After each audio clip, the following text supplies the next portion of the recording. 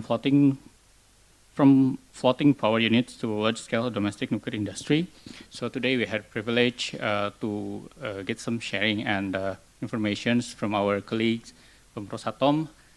Since if you join today's sessions, the morning sessions, we talk more about the nuclear in general, about the policy, the progress, and some challenges. But today we're gonna get more in-depth on the technology, especially the solution from Rosatom, whether it is the big nuclear power plant, the large-scale nuclear power plant, and also the small modular and floating nuclear power plant.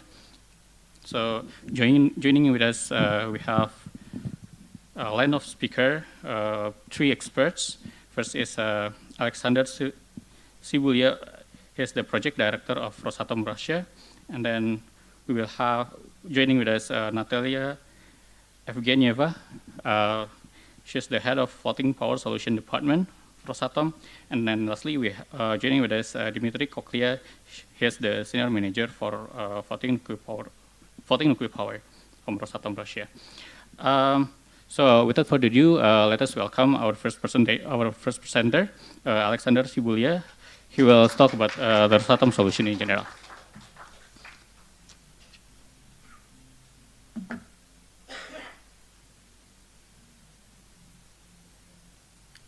Работает?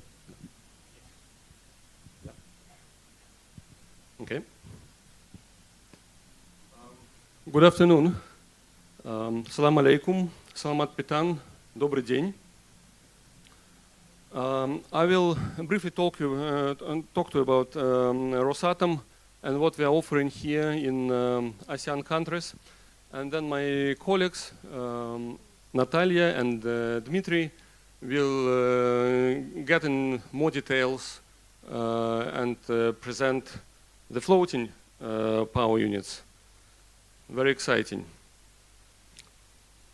You know, over its 80 years of history, Russian nuclear industry come up with a number of very important innovations that remain the foundation of our technological excellence and market leadership even now.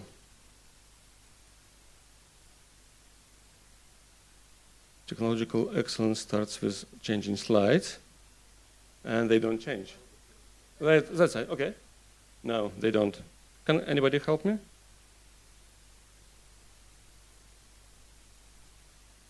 Okay, let's hope it works. Here is the first nuclear power plant in the world. It was built over 70 years ago in my hometown, Obninsk, not far from Moscow. Its reactor was in operation like for half a century without major problems. Now, in the world, there are maybe around 400 units of nuclear power plants in many countries. All of this started from this one. And this is a museum now.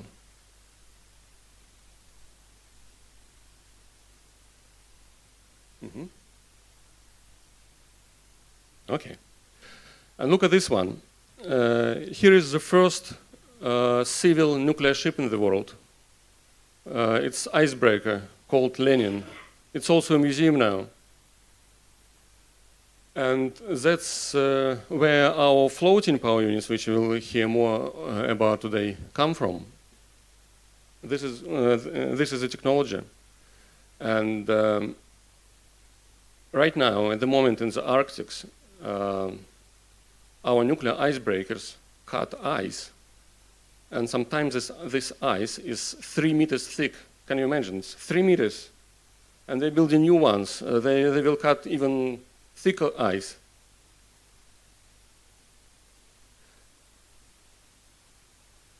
A few years after that first in the world nuclear power plant was built, we were already building first plant overseas in Slovakia.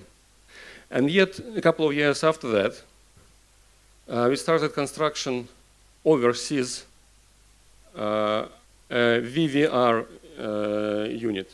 And VVR is a Russian pressurized water reactor technology.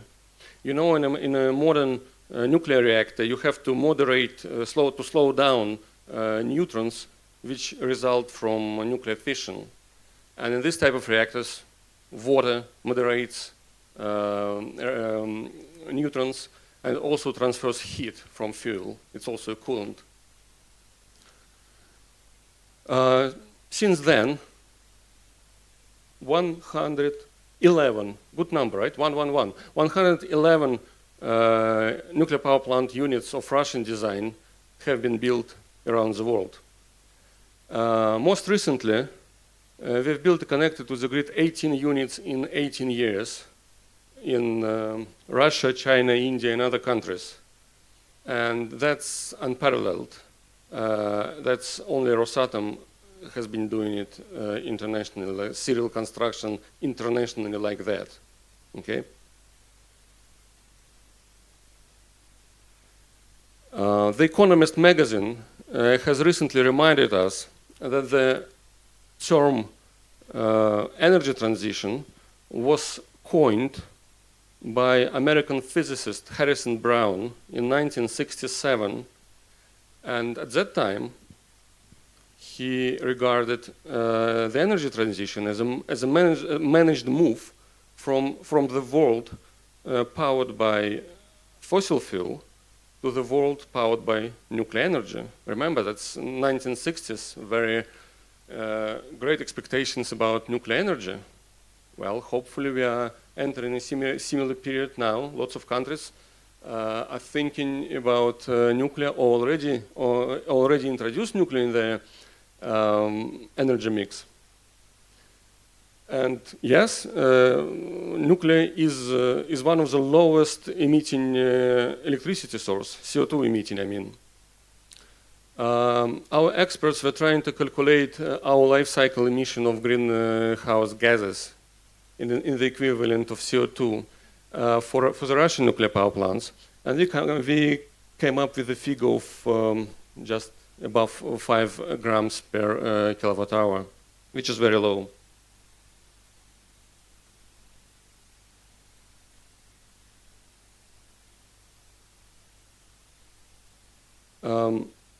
It is an international consensus now that the climate goals of the Paris Agreement cannot be achieved without nuclear power.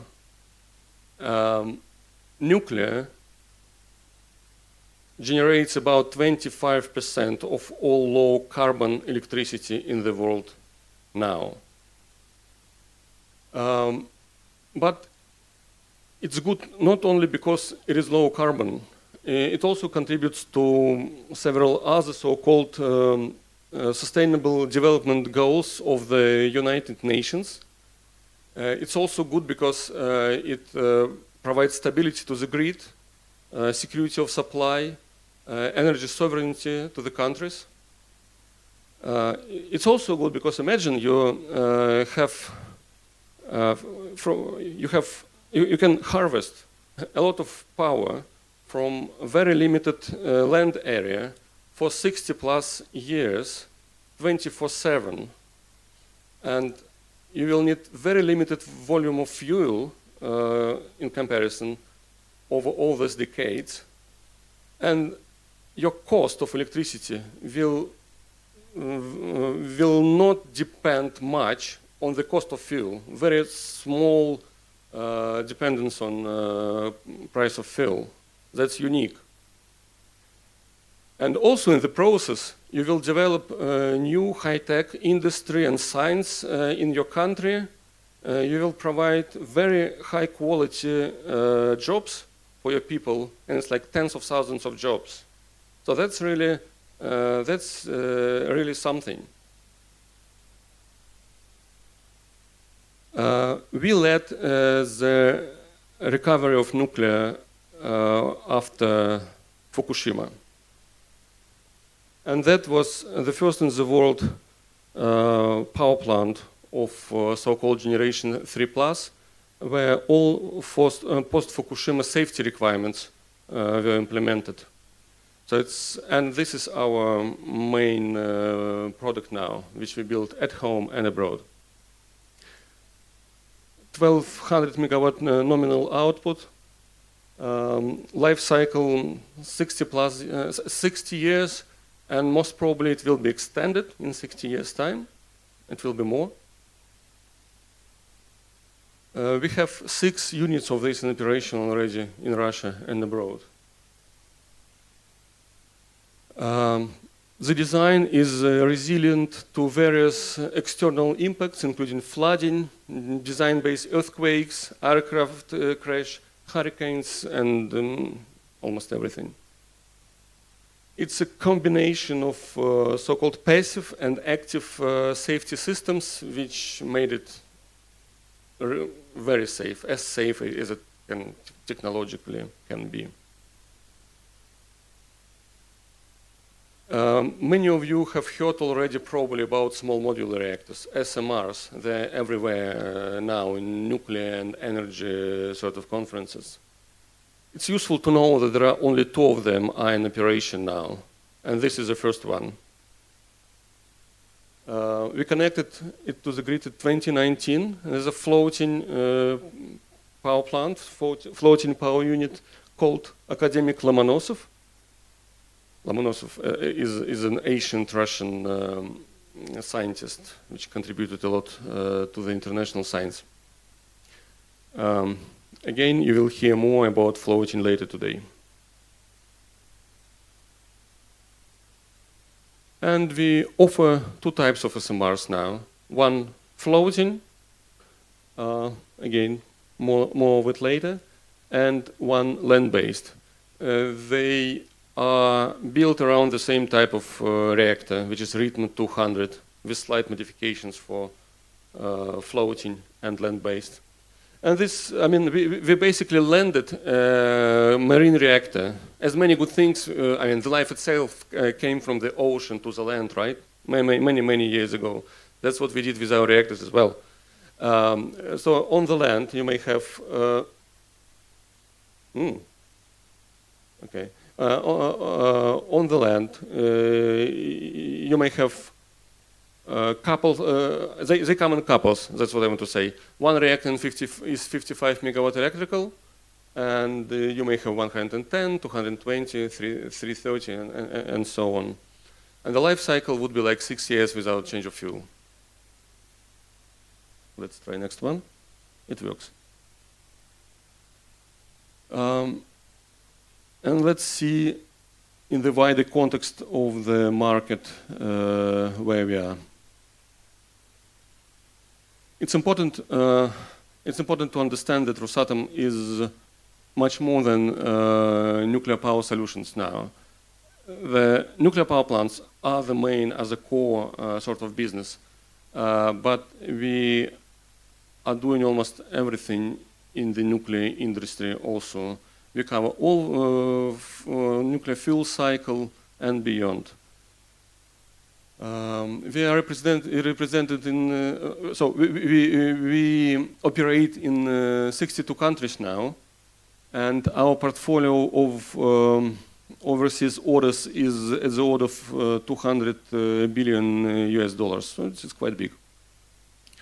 But what's important for our today's discussion is that we are number one, we are an absolute leader in export of nuclear power plants.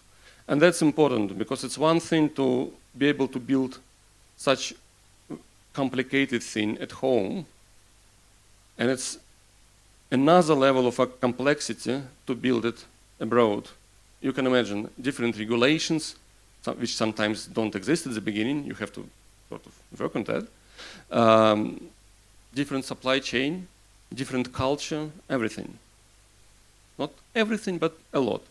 So, out of 25 large NPP units which are being built now for export, right, outside of the home markets in the world now, 22 are being built by Rosatom.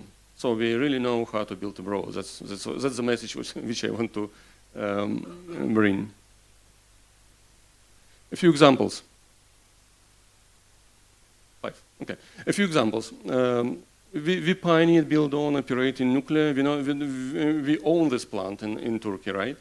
And 4 large units, more than 30,000 people involved, mostly in Turkey, of course. 400 local companies, about 10% of total electricity demand in the country. That's the scale of the things. Eldaba nuclear power plant in Egypt. Again, they're all under construction now. It's like a different levels of construction. It's like beautiful, beautiful construction sites. You can see four units simultaneously, especially in Turkey, which started earlier. A couple of weeks ago, we had a very big event in Moscow, World Atomic Week, and we had a representative of Egyptian suppliers to our project speaking. And he said that the scope of Egyptian local suppliers to the project is about $7 billion. And they are already, these local suppliers, are bidding for work in our projects, in Hungary, for example, as well as in Central Asia. I'll talk about it a little bit more. So that's really big for local companies. Another example, Uzbekistan. Last year we signed an EPC contract for them, for SMRs. Again, you remember that there are very few of them in the world. We signed a contract already last year. This year, they decided that they would consider large capacity on the same site, and that's what we're working already now. So it will be like both small and large. In June this year, Kazakhstan selected us as a consortium leader for the first nuclear power plant there. Twin units, large capacity. What's important is that this customer wants a consortium. We will lead it, but it will include other suppliers from other countries. So we're not only competitors with other suppliers, we're also partners. And it's already working on other projects. For example, I mean, from the top of my mind, in Hungary, in our project in Hungary, in the European Union, the turbine is supplied by the French, for example, right? So, or the Koreans are very much involved in the Egyptian project, which I've just talked about. So that's the level of cooperation which exists. And very briefly, I know the time is running out. What's important is that Rosatom is not just selling you a plant and goes away. We offer as comprehensive support to the national nuclear programs as a country would like to get, right? So it's the core with, of course, the power solutions, but all these things like fuel supply, spent fuel management, infrastructure, nuclear infrastructure development, public support, it comes all there in the package, and the customer can choose what it really needs. The other way around. So these are the three solutions, power solutions on one slide: floating, large scale, and land-based SMR. Very quickly, that's an impression of how a large-scale site looks like. So these are 2 units. These are nuclear islands with reactors, and these are conventional islands with turbines. Very simple. And this is a layout for land-based SMRs. It can be scaled, you see, right? And there is some auxiliary facilities that can be shared.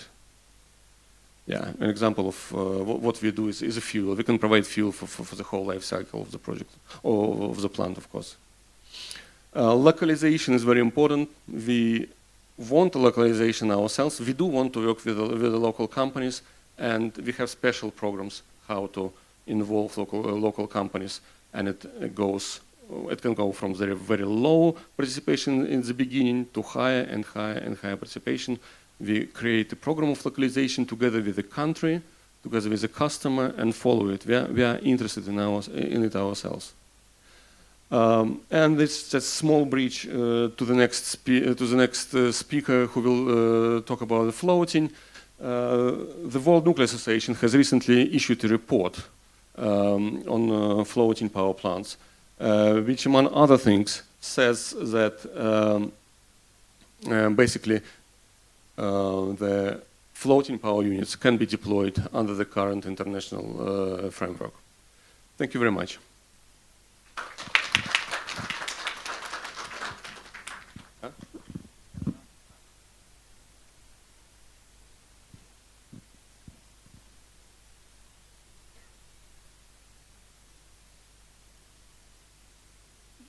You want me to answer the questions now, huh?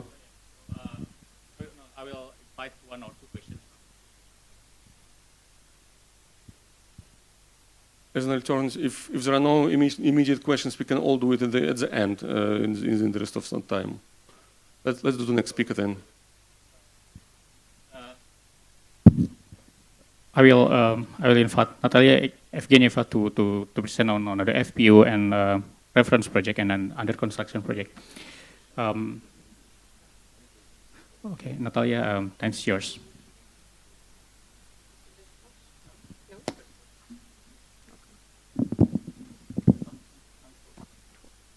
Then I don't need this one.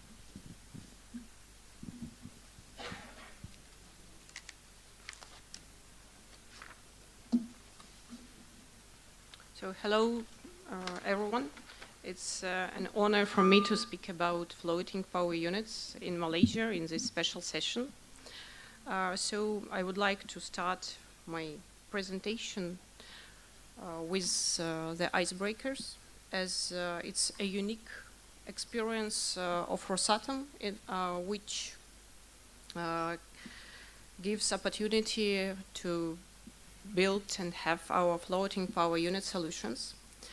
With the unique experience of Rosatom in operating ice-breaking fleet, here you can see an evolution of reactors, starting from OK 150 to Rhythm 400. And over 60 years, ice-breaking fleet have working in Arctic. It has worked for about 438 reactor years. And during this period, extensive knowledge in the field of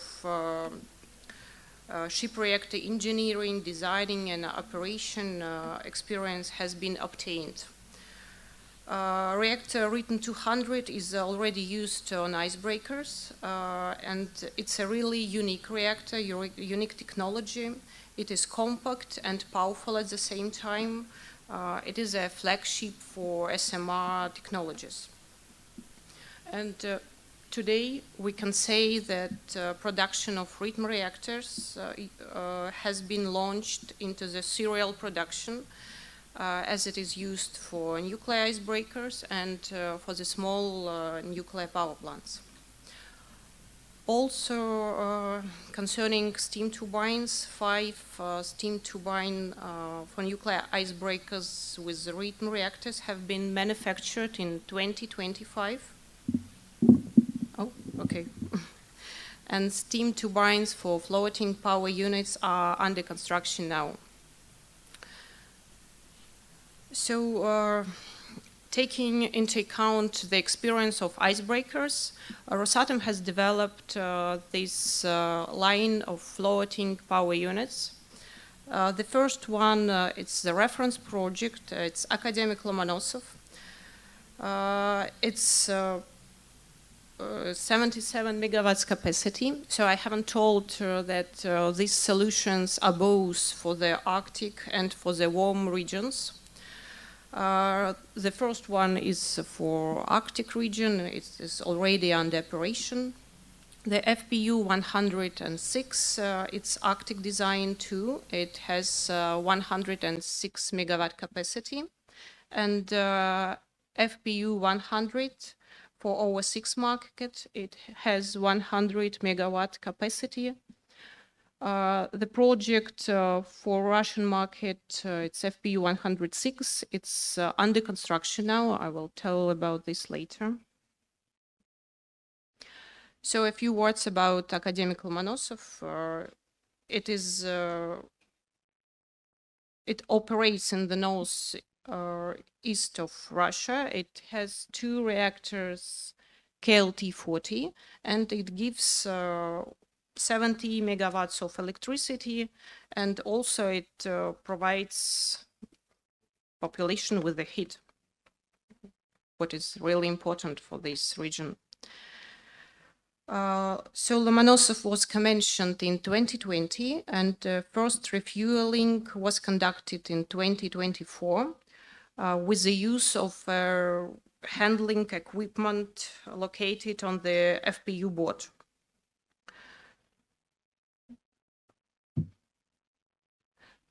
This project was developed for Arctic region. It is equipped with new type of reactor. It is a rhythm reactor. The refueling period is longer here. It is up to 5 years. And there is no fuel storage on board of this floating power unit. So 4 units are under construction now. In the picture, you can see the first unit, which will be launched into the operation in 2028. So this solution is green, as all fueling handling take place at the special Russian enterprise. And this FPU is equipped with residential areas as it works in cold climate. So this project is for warm countries, and after the commissioning of Academic Lomonosov in 2020, interest in floating nuclear power plants of Russian design has increased significantly. And we understand current trend and demand. We first use technology in our site, and only then we offer it to our customers. So this floating power unit has 2 rhythm reactors and gives 100 megawatts capacity. It's electric power.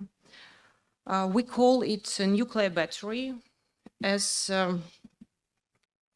it is a quick solution to supply power to the customers, and it has all advantages of the big power plant, such as uninterrupted source of electricity. It has no CO2 emission, and it has predictable cost for electricity. Construction period of these floating power units is for about 5 years for the first of a kind, and 4.5 for the next.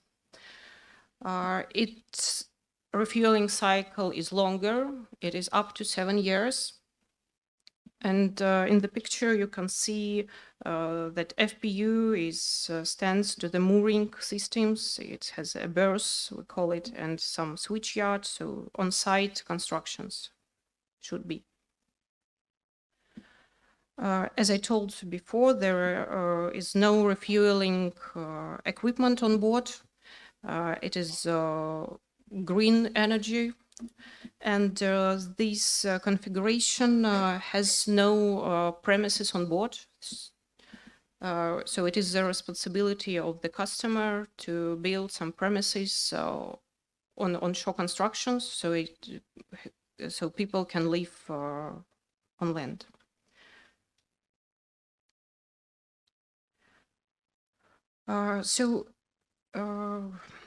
It's an effective solution. Nowadays, it's a popular solution to supply power to the coastal areas, large mining project zones, industrial facilities, and also work together with data centers, to work together with renewable sources of electricity. This solution is for the places where it is impracticable or difficult to build traditional onshore infrastructure.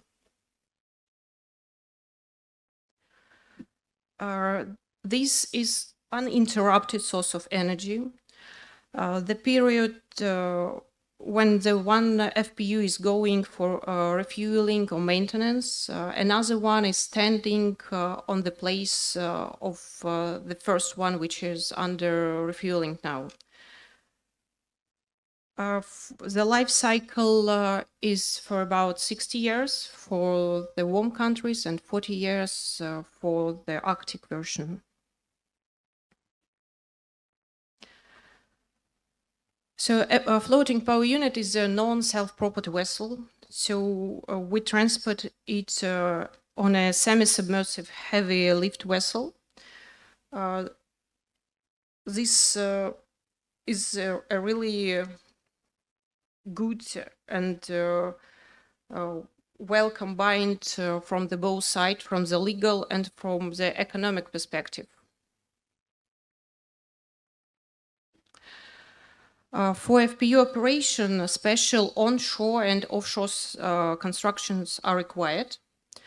We call it mooring and systems, and also systems to transmit electricity to the end customer.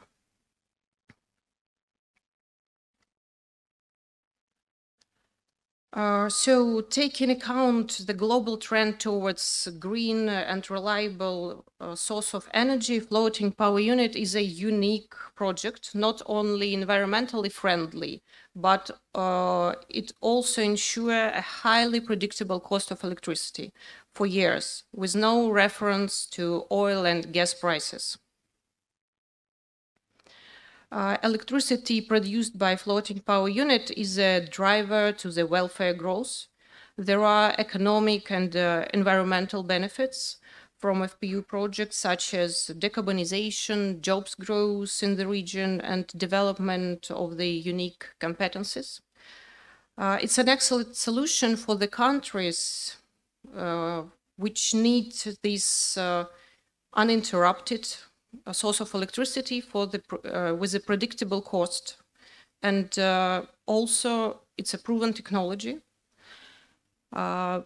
Country can teach on such projects and then start to develop big nuclear power plants.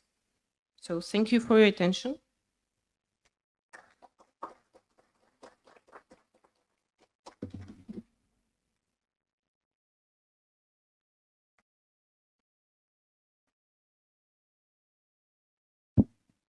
Okay, thank you, Natalia.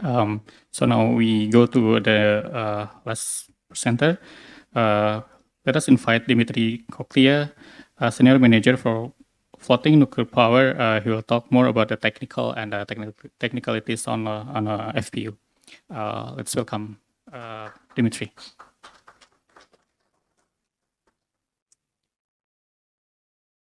Hello, everyone. We'll speak a bit about the business model, about safety, security, regulations, and a little bit about localization of the floating power units.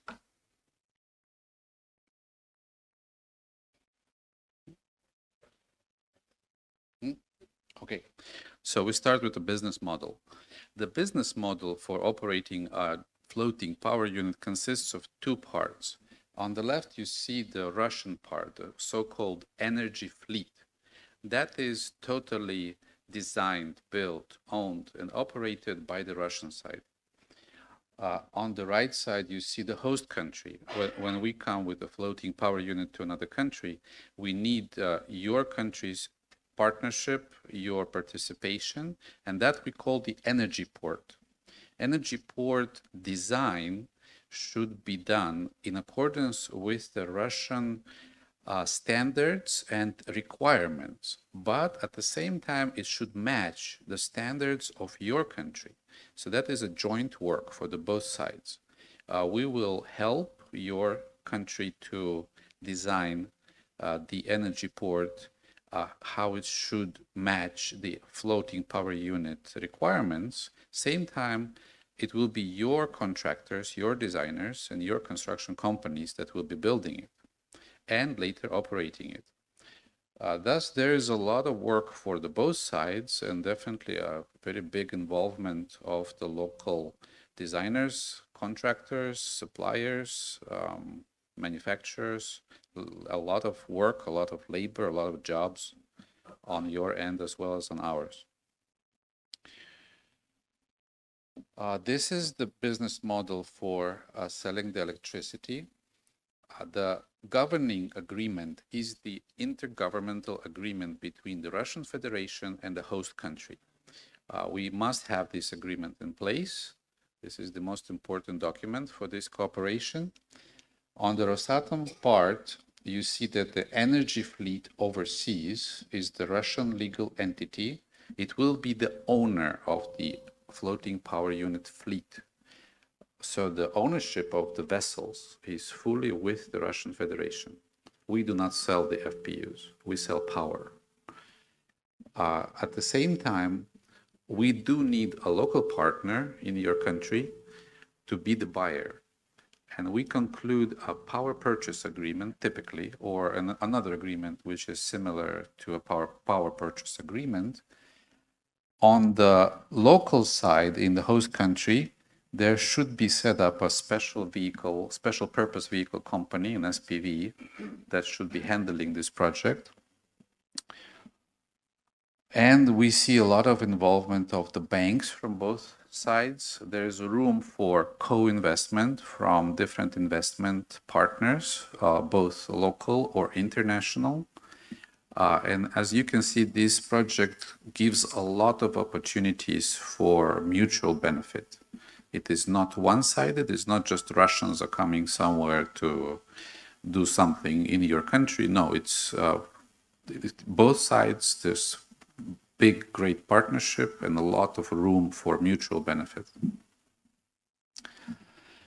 Now let's talk a little bit about the safety. Everybody is worried when they hear the word nuclear.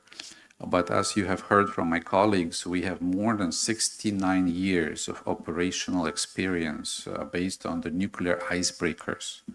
And we use the same type of reactors as the nuclear icebreaker family. And so this is not any kind of experiment. It's been already for decades. And as you can see, the FPU does not emit any radiation above the natural level of the environment around it. So we have zero radiation emissions.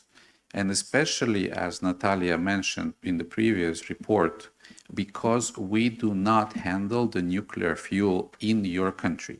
We will not be refueling the FPU. We will not touch the reactors. We'll take the vessel home. The reactors the FPU will go back to Russia. We have a specialized facility already operating for many years for refueling all the nuclear reactors on the icebreakers. And so it's already established, it's working perfectly, there are no accidents, no problems. And for your country, it means there'll be no radiation problems on your end. Nobody will even touch the reactors in the host country. About safety and security, FPUs are very resilient. We are designed to take, for example, earthquakes of up to 9 points on the Richter scale. For the marine part, you should see the rigid mooring system. The rigid mooring system, these are like 4 giant arms, like columns, which attach the FPU to the jetty, to the pier. And it has an amplitude up and down of 6 meters. So our rigid mooring system will take 6-meter wave. But that is the second level of protection, second layer. The first layer is that we will never place an FPU in the open water. We will not leave it in an area where a big wave or a tsunami can have an impact from a long distance. Because, for example, tsunamis, they don't start like right here on the spot. They need some momentum, they need some space to hit the coastal area. So therefore, when we select the FPU site, we pay very great attention to the sites. We try to find a naturally protected site, for example, a semi-enclosed bay area or a gulf. We can go up a big river to hide in the estuary. Or if we don't find a naturally protected site, then we would need to place an FPU behind the breakwater.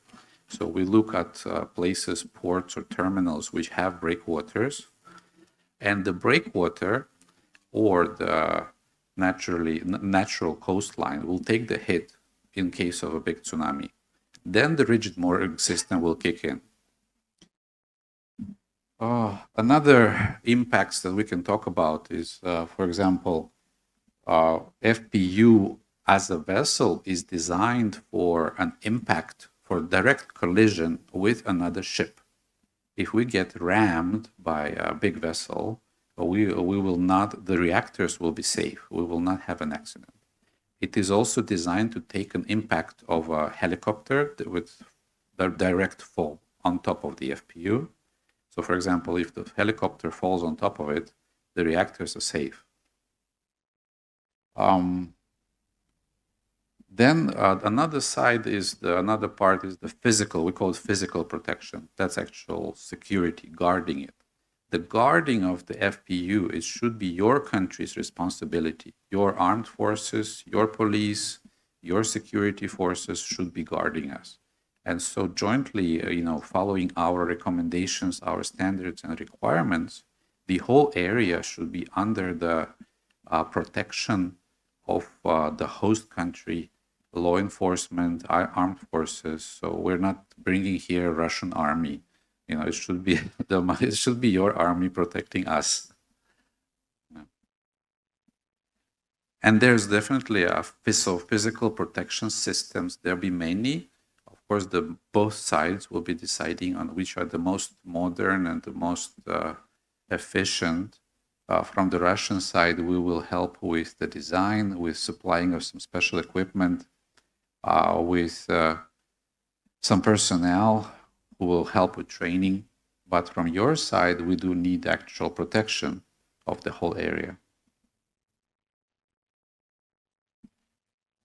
And then now let's talk a little bit about regulation. You need to remember that for regulation, this is a vessel, it's a ship. So first of all, when we talk about FPU, it's not a land-based station. And so maritime rules apply.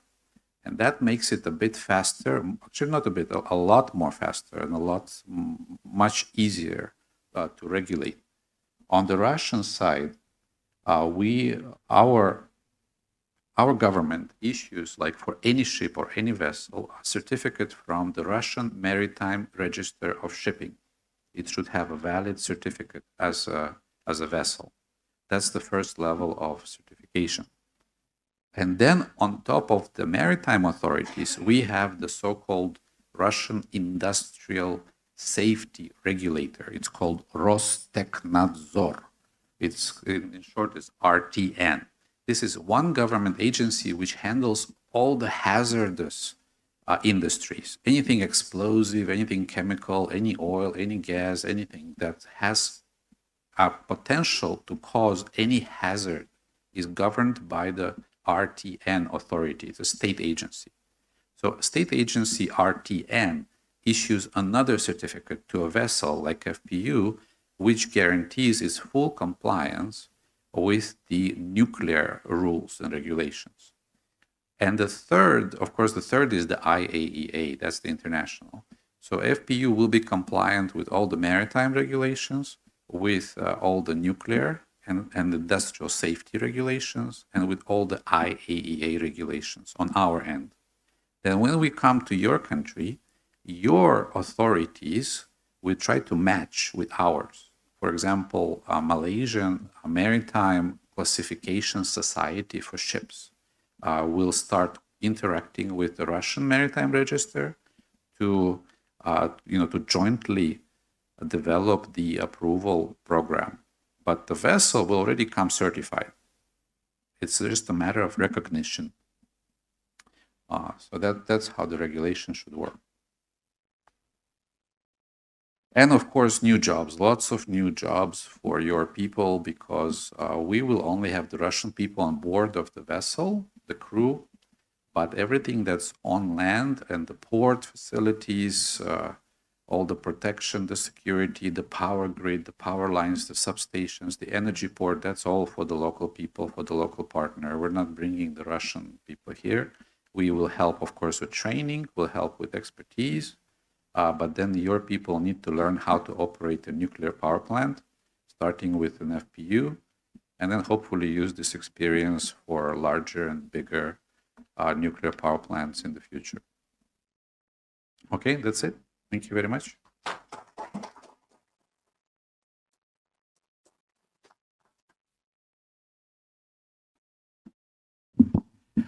Okay, thank you, Alexander. Thank you, Natalia, and thank you, Dmitry, for very comprehensive presentations. So maybe invite the three speakers on stage to sit and get questions and some feedback from and inputs from our audience.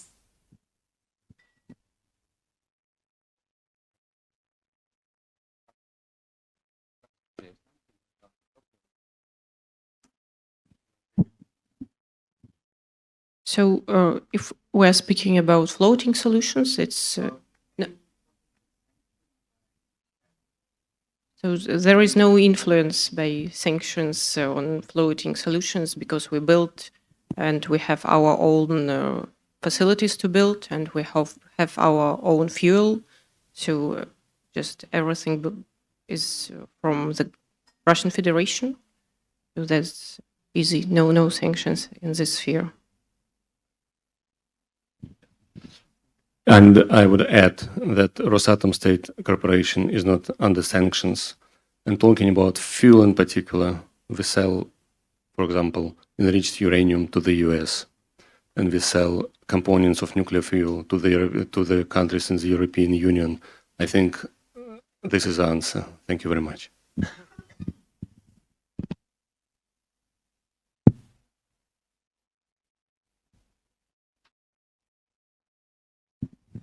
Hi, thank you for those presentations. They're very informative. So you talk about with the floating units that they're fueled and refueled back in Russia. What about for the supply chain for the large and the small modular reactors? Does that fuel also have to come from Rosatom, and does the spent fuel go back to Russia as well?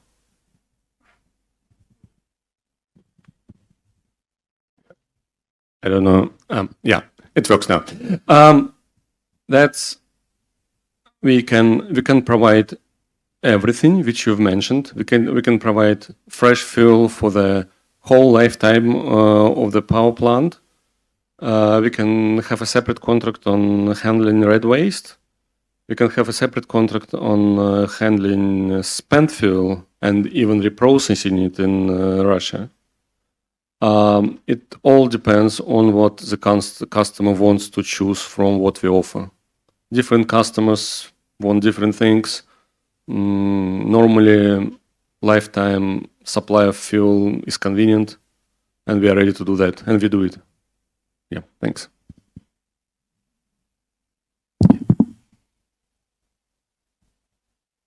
Okay, thank you very much for sharing some of the info of large and also FPU. My question is very simple. First one, what will be the capacity factor and also LCOE for the FPU? And then secondly, from your presentation, it seems like the nuclear part will be handled by the owner of the APU, which is from Russia. So what will be, and then the energy fleet part will be under the control of host country. So what would be because let's say that this one is designed for 60 years plus. And then what would be the technology transfer for those countries that would like to embark on nuclear? Because now we are just receiving the electron from the APU. Thank you. Okay, let me answer this one. So first on the LCOE from the FPU, actually it's not LCOE, it's the tariff that the both parties will be calculating, and it's unique for each country, for each location. LCOE is not a very correct price to use for, because LCOE is not a full price. We always talk about tariff. So for each country, we will have a financial model with our partner for each location, and we will try. And our biggest advantage is that we are signing the PPA contracts for up to 60 years. And for 60 years, the price is fixed in the PPA contract, only pinned to the inflation rating, to the inflation indexes. That's the first question. But the second one, I understand your question. Two parts. Energy fleet, the vessels are Russian. Energy port, the receiving part, is local, is yours. That's the energy transition. But for a new country, for example, you'd like to have the nuclear power station in your country. If you go for the big one, then you need to spend a lot of money and a lot of time to do everything from start. That takes a very long time. So typically it's, I don't know exactly, each country is different, but it would take a while, much longer. If you start with an FPU, then your people learn and you already have an operational nuclear power plant, but on a vessel in your country. So you will already, over a short amount of time, shortest possible in the world, you will already have people, experience, regulations, and even profits from a nuclear power station. This is a short way to start a nuclear industry in your country. Of course, then you can expand and go to like small modular reactors on land or bigger reactors later. But FPU is a good start. We offer it as a starting solution. And we need to keep the ownership of the energy fleet exactly because of the refueling. We'll be taking home the spent vessels every 7 years and bringing back the replacement vessels. Okay.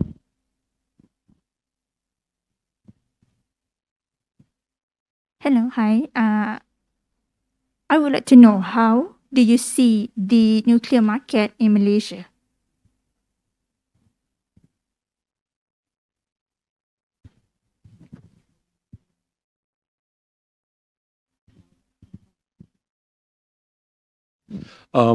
Look, as far as I know, the government of Malaysia more or less decided that by 2031, some at least small capacity will be here, nuclear capacity will be here in Malaysia.